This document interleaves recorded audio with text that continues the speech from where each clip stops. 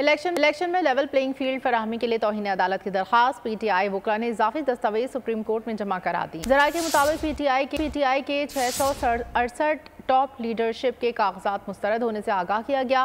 PTI रहनुमाओं के कागजात छीनने के 56 वाक़यात पेश आए।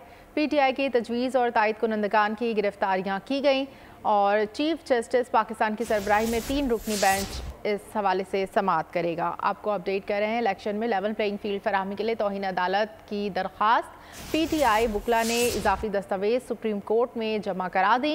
पीटीआई ने 668 टॉप लीडरशिप के कागजात मुस्तरद होने से आगाह किया। पीटीआई रहनुमाओं के कागजात छीनने के 56 वाक़यात पेश आए। मज़ीद तफसीलात जानेंगे बोल न्यूज़ के नुमाइंदे तैयब बलोच से। जी तैयब बलोच, फील्ड की फरहमी से मुतल्लिक अदालत के मुकदमे में तहरीक इंसाफ ने जो है वो इजाफी दस्तावेजात जमा कराई। पीटीआई के मुकदमे में लेवल प्लेइंग फील्ड जो है वो दस्तावेजात जो है वो सुप्रीम कोर्ट में जमा कराई।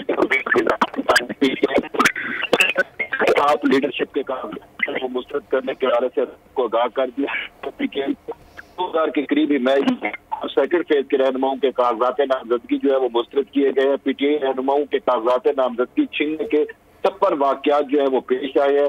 पीटीआई के तजवीज़ करिंदा और तहरीक कुनंदगान की गिरफ्तारी में लाई गई है। पीटीआई ने वीडियो सबूत भी जो है वो दौरान पेश करेगी। पीटीआई की लेवल प्लेइंग फील्ड में इलेक्शन कमीशन के खिलाफ जो है वो कुछ देर बाद जो है वो चीफ जस्टिस की सरबराही में 3 रुकनी बेंच करेगा। जी बहुत शुक्रिया तैयब बलोच।